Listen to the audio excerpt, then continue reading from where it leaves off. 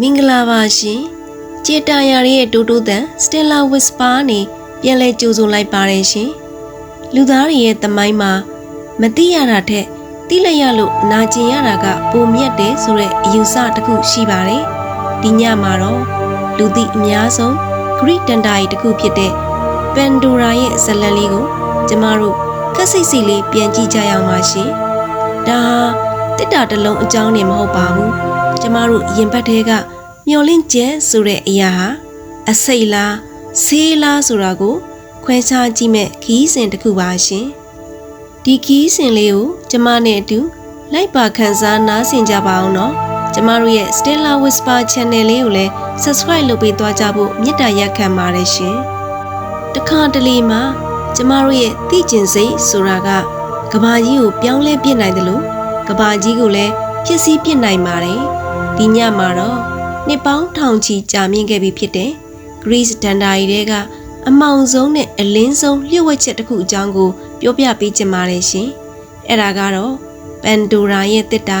Pandora's Box ပဲဖြစ်ပါတယ်။ဒီတစ်တာထဲမှာဘာတွေရှိနေလို့နတ်ဖျားတွေကဘယ်တော့မှမဖွင့်နဲ့လို့တားမြစ်ခဲ့တာလဲ။အဲ့ဒီတစ်တာပွင့်သွားတဲ့အခါရော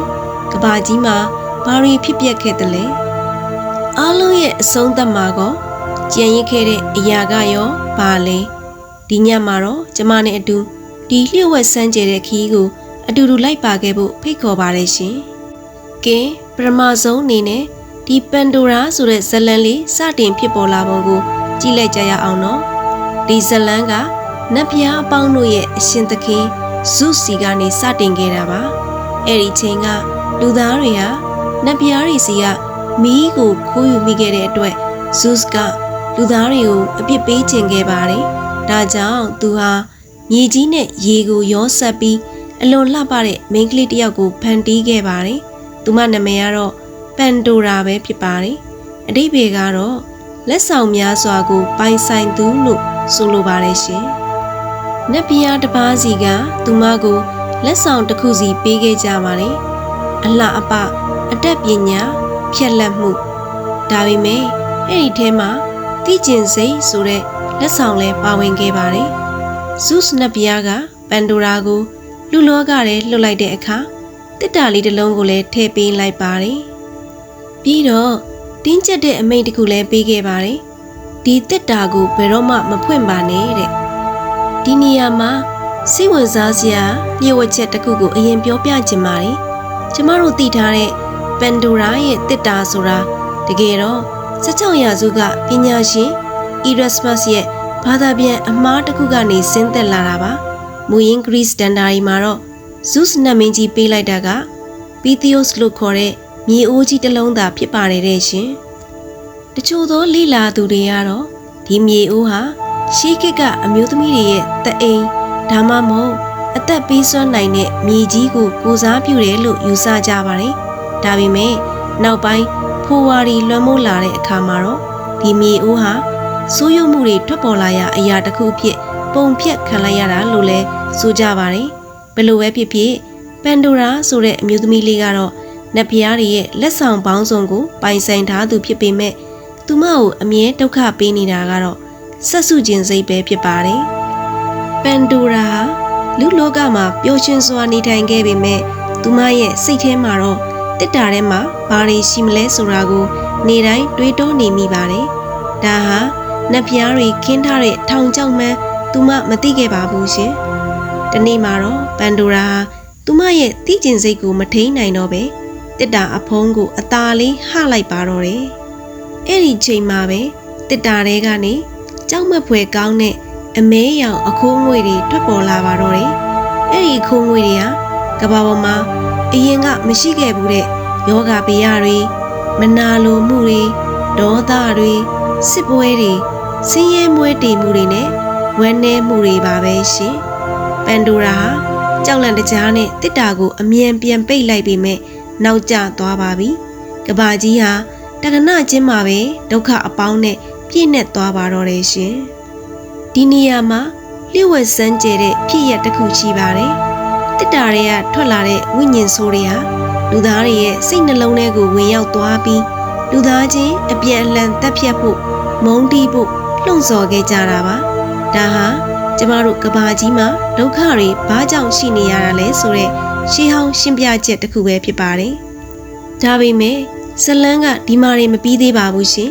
ပန်ဒိုရာဟာငိုကြွေးရင်းတစ်တာထဲကြည့်လိုက်တဲ့အခါတစ်တာရဲ့အောက်ခြေမှာတစုံတရာကြံရစ်နေတာကိုတွေ့လိုက်ရပါတယ်အဲ့ဒါကတော့မျောလင့်ချက်ဟုတ်ပါပဲရှင်ဒုက္ခတွေအားလုံးထွက်သွားပြီမဲ့မျောလင့်ချက်ကတော့လူသားတွေအတွက်တစ်တာထဲမှာကြံရစ်ခဲ့ပါတယ်ဒါဟာဒီဇက်လန်အတွက်အလွန်နဲ့တဲ့အနှစ်သာရပါပဲကဘာကြီးမှာဘလောက်ပဲစစ်ပွဲတွေဖြစ်နေပါစေ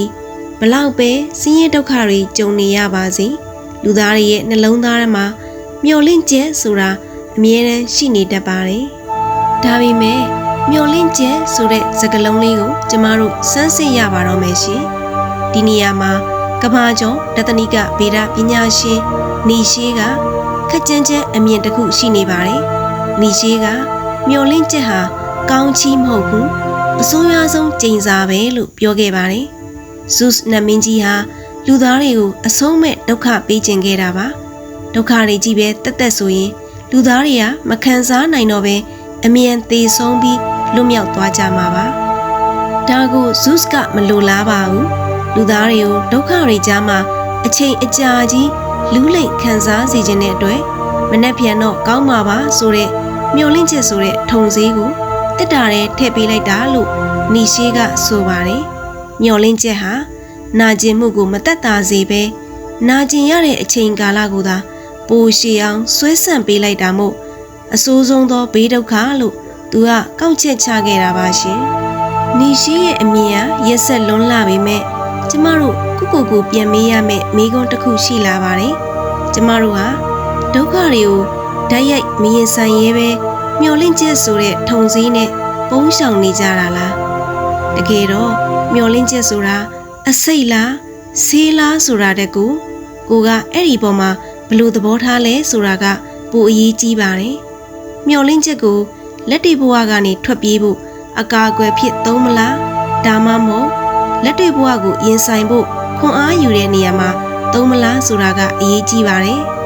စတယ်လာဝစ်ပါရဲ့အမြင်ကိုပြောရမယ်ဆိုရင်မျောလင့်ချက်ဆိုတာဓာတ်သွားနှစ်ဖက်လိုပါပဲသူကကျမတို့နာကျင်မှုတွေကြားမှာဆက်ပြီးရှင်သန်ခိုင်းစေသလိုတစ်ဖက်မှာလည်းအဲ့ဒီရှင်သန်ခြင်းကနေတဆင့်အဓိပ္ပာယ်ရှိတဲ့ဘဝကိုတည်ဆောက်ဖို့အခွင့်အရေးပေးထားတာပါအဆုံးသတ်မှာပန်ဒိုရာတစ်တာကိုပိတ်လိုက်မိတာလားဒါမှမဟုတ်နတ်ဖျားတွေကပဲမျောလင့်ချက်ကိုခြံထားခဲ့တာလားဆိုတာတဲ့ကိုကျမတို့ရဲ့လက်တီဘဝထဲမှာဒီမျောလင့်ချက်ကိုဘလို့အသုံးချမလဲဆိုတာကပိုအရေးကြီးတယ်လို့ထင်ပါတယ်ရှင်မျောလင့်ချက်တွေရှိနေလို့သာကျမတို့ဟာမနှက်ဖြန်နေအတွက်အိမ်မက်မက်နိုင်ကြတာပါနာကျင်မှုတွေရှိနေပေမဲ့လည်းအဲ့ဒီနာကျင်မှုတွေကိုကြော်လွှားပြီးပုံမကောင်းမွန်တဲ့လူသားတွေဖြစ်လာဖို့ကြိုးစားနေကြတာဟာဒီမျောလင့်ချက်ဆိုတဲ့အရာကြောင့်ပဲမဟုတ်ပါလားရှင်ချစ်ခင်ရပါတယ်ပရိသတ်ကြီးဒုက္ခဆိုတာကဘာဦးကလေးကရှိခဲ့တာပါဒါပေမဲ့အဲ့ဒီဒုက္ခတွေကိုရင်ဆိုင်နိုင်စွမ်းရှိနေတာကကျမတို့လူသားတွေရဲ့ထူးခြားတဲ့စွမ်းအားတစ်ခုပါပဲနီရှေးပြောသလိုမျောလင့်ချက်ကဒုက္ခတွေကိုဆွဲဆန့်ထားတာပဲဖြစ်ဖြစ်ဒဏ္ဍာရီတွေပြောသလိုလက်ဆောင်ပဲဖြစ်ဖြစ်အရေးကြီးဆုံးကတော့ဒီနေ့မှာသင်ရှင်သန်နေသေးတာပါပဲနတ်ပြည်သားတွေကလူသားတွေကိုအပြစ်ပေးခဲ့ပေမဲ့တစ်ဖက်မှာလည်းအဲ့ဒီဒုက္ခတွေကိုကြော်လွှားနိုင်မဲ့တခုတည်းသောလက်နက်ဖြစ်တဲ့မျောလင့်ချက်ကိုလည်းခြံထားပေးခဲ့တာဖြစ်နိုင်ပါတယ်ရှင်ပရိသတ်ကြီးကတော့ဒီမျောလင့်ချက်ဆိုတဲ့အရာကိုဘယ်လိုယူဆပါသလဲရှင်ပရိသတ်ကြီးရင်ပတ်တဲ့ကမျောလင့်ချက်ဟာပရိသတ်ကြီးကိုဒုက္ခထဲမှာဆွဲထားမဲ့ကြောက်ဆူးလားဒါမှမဟုတ်ဒုက္ခတွေနဲ့ကဆွဲတင်ပေးမဲ့ကယ်တင်ရှင်လားဆိုတာကတော့အားလုံးရဲ့ရွေးချယ်မှုပေါ်မှာပဲမူတည်နေတယ်လို့ထင်ပါတယ်ရှင်မုံတိုင်းနေကြမှာခဏတာနားခိုဖို့မျောလင့်ချက်ကိုသုံးပါဒါပေမဲ့အဲ့ဒီမျောလင့်ချက်ကိုပဲလေလော်တက်တစ်ခုအဖြစ်ပြောင်းလဲပြီးကမ်းခြေစီကိုရောက်အောင်သွားကြရအောင်လားရှင်ဒီညမှာတော့တင့်နှလုံးသားတွေကပန်ဒိုရာရဲ့တစ်တာလေးကိုအသားရပိတ်သိမ်းပြီးနားယူလိုက်ပါအောင်ရှင်မနေ့ဖြန်မနေ့မှာတော့ပုံမလန်းဆန်းနဲ့မျောလင့်ချက်အသစ်တွေနဲ့အတူနိုးထနိုင်ပါစေရှင်ပန်ဒိုရာရဲ့တစ်တာတွေကမျောလင့်ချက်ကလေးဟာသ တင်းရဲ့အိမ်မက်တွေစီလမ်းပြပေးပါစေလို့ကျေးဇူးနေနဲ့အတူဆုတောင်းပေးလိုက်ပါတယ်ရှင်။ကြေတာယာရဲ့တူတူတန် Stella Whisper ကနေနောက်ထပ်လျှို့ဝှက်စမ်းကြဲတဲ့ဇလန်းတွေကိုဝေမျှပေးအောင်ပါမို့လို့ကျမတို့နဲ့အတူရှိနေပေးပါအောင်နော်။အေးချမ်းစွာအိတ်ဆက်အနားယူနိုင်ပါစေရှင်။ Stella Whisper ကနှုတ်ဆက်ပါတယ်။